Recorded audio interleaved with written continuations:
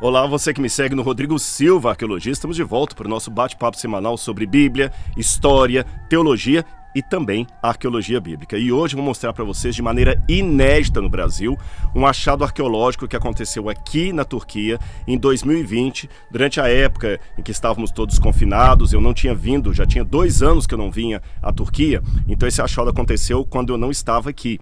E agora, pela primeira vez, eu tive a oportunidade de ver esse local. O que eu estou falando? Da igreja cristã do primeiro século que estava na cidade de Laodiceia. Sim, aqui é o sítio arqueológico de Laodiceia. Eu já fiz vídeos aqui, já gravei alguns reels, alguns stories aqui em Laodiceia. Você pode encontrar aí no canal do Rodrigo Silva Arqueologia, mas nós não sabíamos onde ficava a igreja, aquela primeira mesmo, para onde João mandou a sua carta. A bem da verdade, ali onde você está vendo aquele toldo, aquele telhado ali você tem os restos de uma igreja cristã bizantina do 4º século, uma igreja enorme que foi construída ali depois do período de Constantino. Agora vamos colocar os detalhes aqui para você entender. Até a época de Constantino, a igreja cristã funcionava nos lares. Tá bem? A igreja ainda era considerada uma religio ilícita pela legislação romana, ou seja, era uma religião não permitida de funcionar. Então, os cristãos se reuniam nas casas uns dos outros.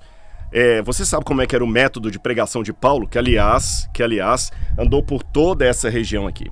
Paulo começava primeiro procurando a sinagoga. O judaísmo podia funcionar porque era uma religião permitida. Paulo chegava à sinagoga durante o Shabat, logo descobriam que ele era fariseu por formação, que ele sabia muito bem o hebraico, que ele entendia das escrituras, ele era um rabino conceituado, que estudou na principal escola de Jerusalém, aos pés de Gamaliel, então davam a palavra para Paulo. Ele pregava de maneira maravilhosa e o pessoal ficava encantado e pedia para ele voltar no sábado seguinte. Como Paulo trabalhava consertando tendas, fabricando tendas, então ele ficava na cidade e voltava no sábado seguinte, davam de novo o púlpito. Na primeira oportunidade, ele falava sobre as profecias messiânicas e então colocava o nome de Jesus de Nazaré. Ele sabia que o dia em que ele falasse de Jesus ia haver um tumulto ali na sinagoga e ele seria expulso, mas ele levaria consigo alguns judeus que iriam aceitar a Jesus como Messias. Foi assim que Paulo fez o seu trabalho de evangelismo. Esses que eram expulsos, que saíam da sinagoga, junto com outros gregos, romanos, enfim, gentios, pessoas que não eram judias, acabavam formando um núcleo cristão naquela cidade. E onde eles iam se reunir? Na casa de algum dos membros da igreja, alguém que tinha maior condição financeira. Por isso você vê em muitas cartas de Paulo, ele escrevendo assim: os irmãos que estão na casa de fulano, a igreja que se reúne na casa de Beltrano, saudações a todos. Esta era a ideia da igreja. Só no final do 3º século, a partir do ano 250 depois de Cristo em diante, é que algumas dessas antigas casas que funcionavam como igrejas foram ampliadas e adaptadas. Eu vou explicar por quê. O núcleo cristão começou a crescer naquela cidade. Havia o caso, às vezes, de uma mesma cidade ter 2 igrejas, que também entravam em disputa teológica. Lembra, às vezes tinha uma igreja fundada por João, como no caso de Éfeso, e outra igreja fundada por Paulo. Então você tinha mesmo entre essas igrejas, às vezes, uma disputa. Era um grande desafio dos apóstolos manter a unidade cristã e depois que ele passava, mandar cartas para fortalecer os irmãos que ficavam cuidados por algum ancião, algum presbítero local. Pois bem, no segundo século, 3º século, melhor dizendo, por volta do ano 250 ali, algumas dessas igrejas começavam a crescer. E como os proprietários originais já haviam morrido, os descendentes já estavam ali frequentando, já era uma 3ª geração de cristãos, eles acabavam adaptando aquela casa para ter um espaço maior para receber mais pessoas e já com alguma disposição mais litúrgica, uma vez que eles não frequentavam mais a sinagoga.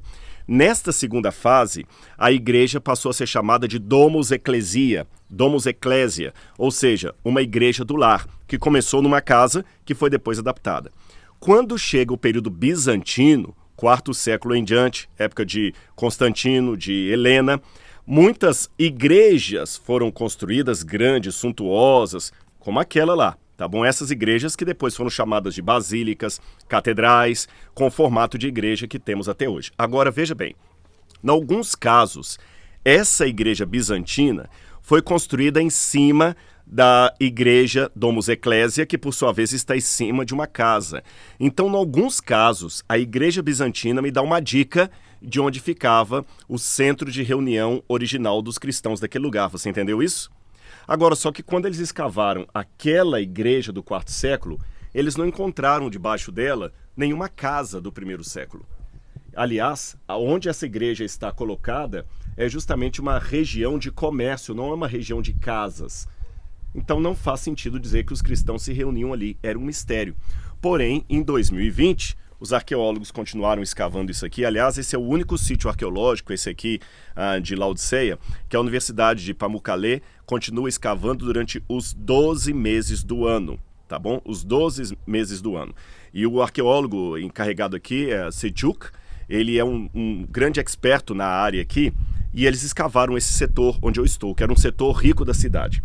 Aqui você tem uma casa que eu vou mostrar daqui a pouquinho para vocês, mas logo embaixo essas pedras aqui são de um esgoto.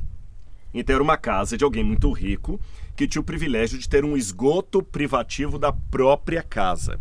E quando a gente entra aqui, vou mostrar para vocês o incrível. Quando eles escavaram, aqui você tem uma das ruas principais, ruas romanas, pavimentada. Você tem aqui as pedras originais ainda. E aqui você tem esse círculo. Estão vendo esse círculo aqui? Isso aqui é um exemplo de um monograma cristão a partir do quarto século, do período bizantino. Você vê que é um círculo com uma espécie de asterisco dentro. Eu já gravei um Reels falando sobre isso. Aqui você tem uma mistura, isso aqui é interessante de contar, entre o culto ao Deus Sol, o Deus Mitras, e o culto a Jesus. Um sincretismo entre cristianismo e paganismo. Na época que esse desenho foi feito, os cristãos já estavam passando a cultuar Jesus no dia do sol, dies solis, tá certo? Então isso aqui foi final do quarto século, início do quinto século. Já é uma época em que a igreja já estava começando a ficar paganizada. Mas uma coisa pode me ajudar com esse desenho aqui. Porque se ele foi feito aqui, é porque cristãos do final do quarto século, início do quinto século, sabiam que aqui tinha alguma coisa de cristianismo antiga. Ou seja, foi demarcada uma área cristã aqui, longe da igreja bizantina do quarto século. O que seria que havia de cristianismo aqui?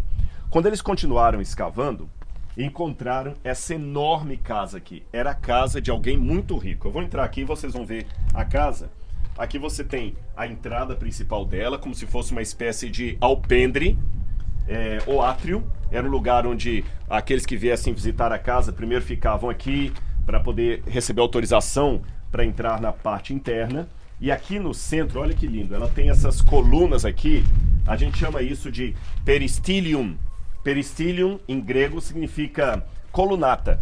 Seria uma espécie de pátio, um átrio interno da casa, com essas colunas. Somente pessoas assim, muito, mas muito ricas, tinham uma casa com essa arquitetura.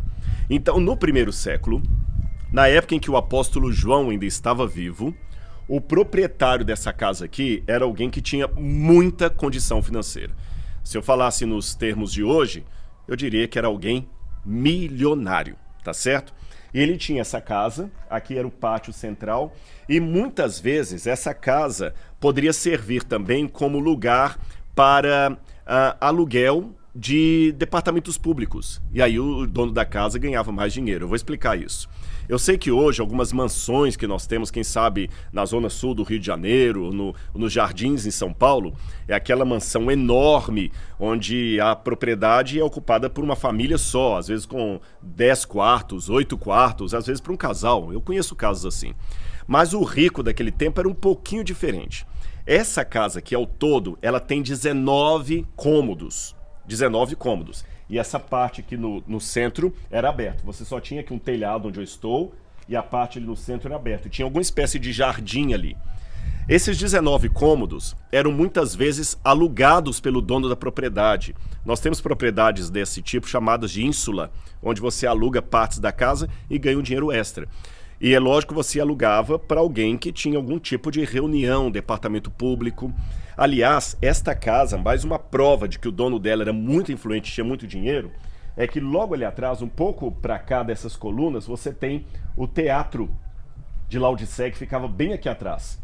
Não dá para ver onde eu estou mostrando para vocês, mas um pouco antes dessas colunas aqui, bem adjacente a essa casa, ficava o teatro. Então ela está numa localização privilegiada, ela tinha escoamento de água próprio. Olha aqui no chão para vocês verem, no piso, esse buraquinho aqui era uma espécie de boca de lobo, ou seja, passava aqui todo o esgoto da casa. Ela tinha banheiro, ela tinha um sistema muito bem feito de calefação, ou seja, era uma casa de alguém muito rico.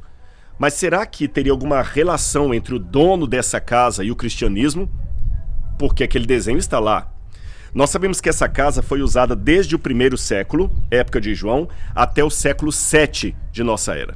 Agora, a surpresa maior dos arqueólogos turcos foi quando eles escavaram esse setor da casa, que eu vou mostrar para vocês aqui, olha.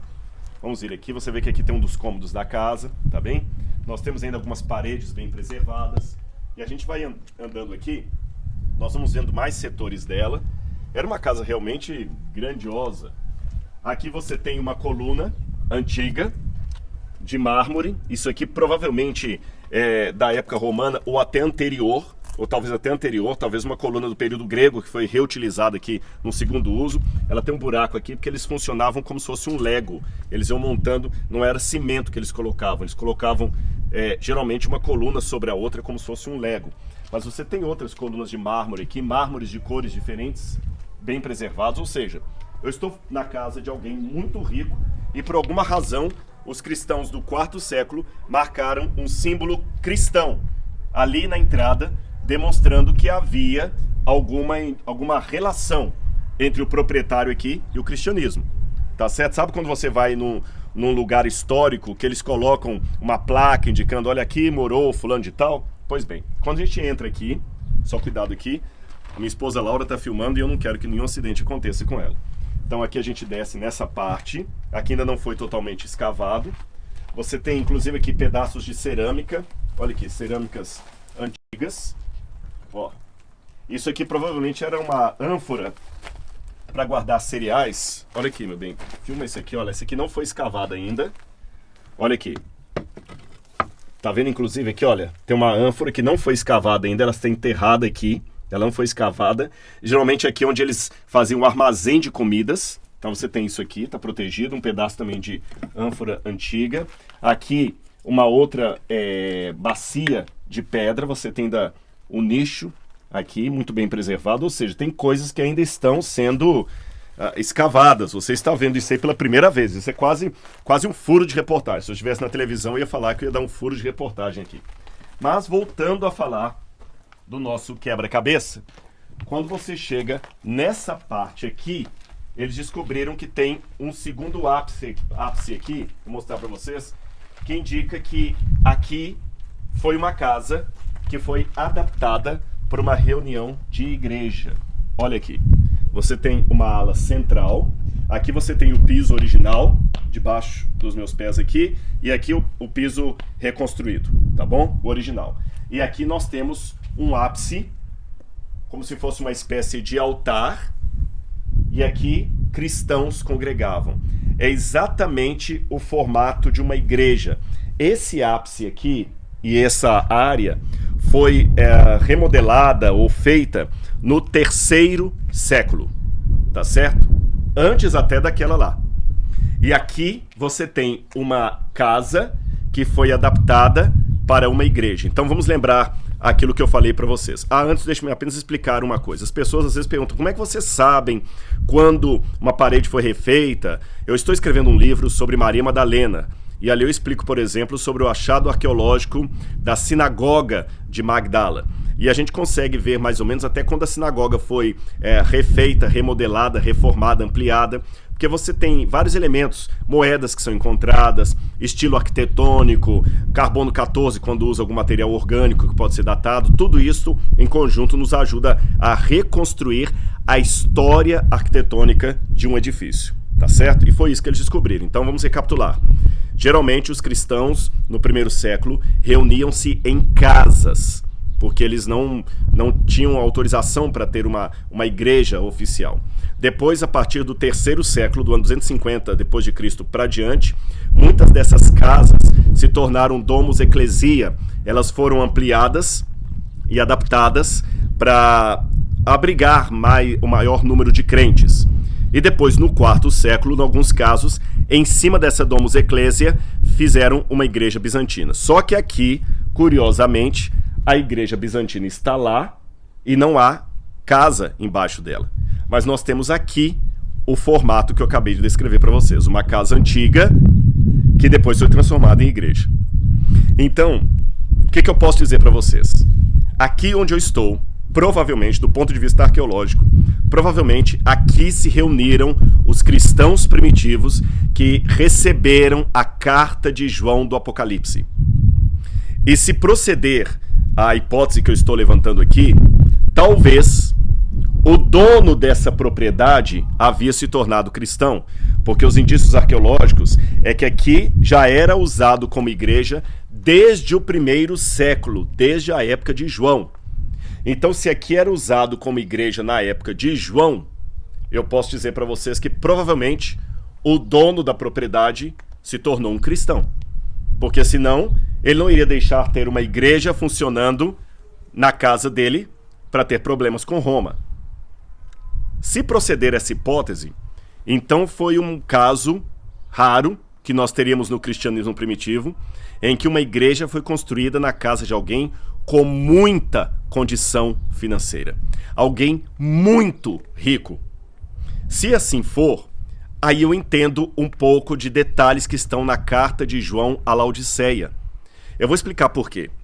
Se o dono de toda essa casa aqui se converteu ao cristianismo e permitiu que os cristãos se reunissem na casa dele, os cristãos de Laodiceia não tinham problema com dinheiro, porque eles tinham um grande patrono que ajudava financeiramente a igreja. E quem sabe essa igreja de Laodiceia, num comportamento que antecedia profeticamente o período final da igreja cristã, eles estavam começando a ficar orgulhosos. Porque diferente das igrejas que ficavam em Herápolis, em Éfeso, em Pérgamo, em Tiatira, eles aqui não tinham problema de dinheiro, porque a oferta que esse homem dava era muito maior do que qualquer outra igreja conseguia reunir. Eles não precisavam de ter recurso financeiro extraordinário, porque ele bancava a igreja quase sozinho. Talvez isto fez com que eles ficassem um pouco mais orgulhosos, repetindo até em si mesmos o grande orgulho da cidade, porque a cidade de Laodiceia já era uma cidade que tinha a fama de ser orgulhosa. Quando teve um terremoto aqui no ano 60 e alguma coisa, na década de 60 do primeiro século, Nero mandou recurso financeiro para reconstruir a cidade de Laodiceia e outras cidades do Vale do Licos que tinham sido destruídas pelo terremoto. Sabe qual foi a resposta que ele recebeu dos governadores de Laodiceia? Não precisamos do dinheiro do governador, do imperador. Nós temos dinheiro para nos bancar por nós mesmos. Nós não precisamos. Esta arrogância deles em recusar a ajuda governamental acabou trazendo uma fama de que os laodicenses eram tremendamente arrogantes por causa do dinheiro que eles tinham. E quem sabe a arrogância da cidade também contaminou a condição da igreja, porque você sabe, a igreja muitas vezes reflete a sociedade que está em volta dela. E se assim for, eu entendo porque que João, de maneira irônica, escreve muitas coisas na carta que afetam não apenas o orgulho da cidade, mas também da igreja. Por exemplo, aqui em Laodiceia, você tinha uma escola de oftalmologia. Inclusive, teve um grande médico especialista em olhos chamado Demóstenes Filóstotes, que se graduou na escola de oftalmologia de Laodiceia. E ele escreveu tratados médicos sobre a saúde dos olhos tão bem escritos que ainda no século XVI eram usados. E Laodiceia produzia colírio para os olhos. Aí Deus fala na carta de Laodiceia, Apocalipse capítulo 13, né? Que Laodiceia, ele fala justamente o seguinte, vou ler para vocês aqui, olha. Aconselho-te que compre o colírio a fim de ungir os seus olhos, a fim de que você possa ver. Laodiceia tinha uma grande fábrica de produção de lã de cabra, caríssima. Todo o tecido dessa lã era produzido aqui. A moda era lançada aqui. Aí Deus fala, aconselho-te que de mim você compre vestes brancas, a fim de que a vergonha da sua nudez não fique evidente. Laodiceia tinha muito dinheiro, e Deus fala: mas você não sabe que é infeliz, miserável, pobre, cego e nu. Pobre, cego e nu. Laodiceia tinha dinheiro, produção de colírio, pessoas vinham tratar dos olhos em Laodiceia, e produção de tecido. E Deus fala: você é pobre, cego e nu. Mas uma coisa inédita que me chamou a atenção é que a carta não é para a cidade de Laodiceia, ela é para a igreja de Laodiceia. Assim, triste dizer que os mesmos defeitos que a cidade tinha, a igreja reproduzia. Quem sabe, por causa do dinheiro desse proprietário, a igreja também estava se achando rica, não precisando de nada. E Jesus precisou dizer: não, você, igreja, é miserável, pobre, cego e nu. Não fique confiada no dinheiro de alguém. Quem sabe, agora eu já estou especulando, quem sabe para manter o patrocínio daquele homem rico, a igreja não fez algumas concessões que o apóstolo não achava corretas. Sabe, quem sabe a igreja não cedeu em alguns princípios para ficar bem com aquele benemérito que ajudava a igreja, com aquele mecenas que ajudava a igreja aqui. Eu não sei. São hipóteses que eu estou levantando a partir do que foi encontrado.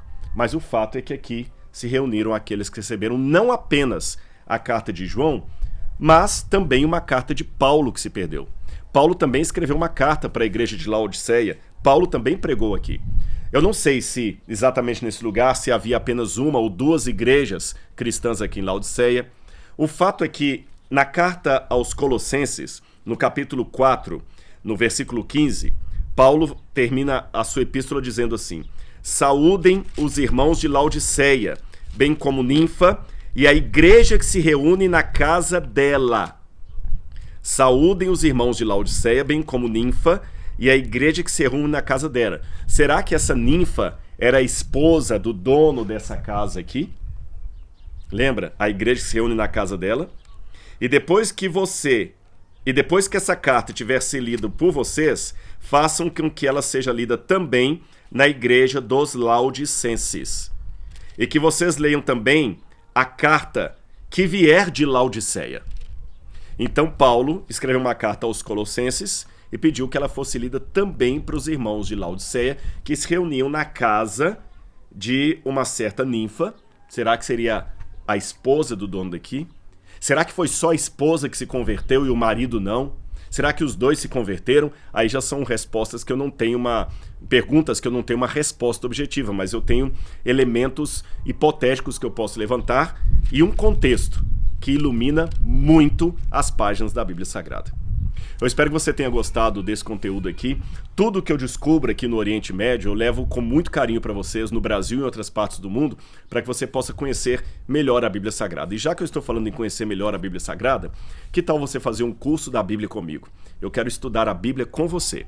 Eu quero ser o seu companheiro de jornada no estudo aprofundado da Palavra de Deus, pegando elementos como este, de contexto, e aplicando ao texto bíblico para entendê-lo melhor. Eu estou falando do curso A Bíblia Comentada com Rodrigo Silva. Você pode clicar no link que está junto com esse vídeo aí no descritor e se matricular nesse curso. Toda quarta-feira, às 20 horas, nós colocamos uma aula nova para você, inédita. E se você opta por fazer o plano anual desse curso, você pode estar ganhando um curso de hebraico, um curso de grego. Pode não, você ganhará automaticamente. Você fez o plano anual, você vai ter acesso a aulas de grego, de hebraico, finanças da família e muito mais. E além de você receber todo esse conhecimento teológico, arqueológico e bíblico que eu tenho para passar para você, você de quebra estará ajudando a construir o Museu de Arqueologia Bíblica do UNASP, que está sendo levantado com os recursos advindos desse curso, que você agora vai fazer parte dele. Se você já faz parte do curso, deixe o seu comentário aqui no vídeo para que outras pessoas possam ler o seu testemunho e também fazer parte dessa família. Já são mais de 16 mil alunos, mas há espaço ainda para você. Espero que tenha gostado desse vídeo. Se gostou, deixe o seu like, deixe o seu comentário e a gente se vê num próximo encontro aqui no YouTube. Um grande abraço e até lá. Tchau, tchau.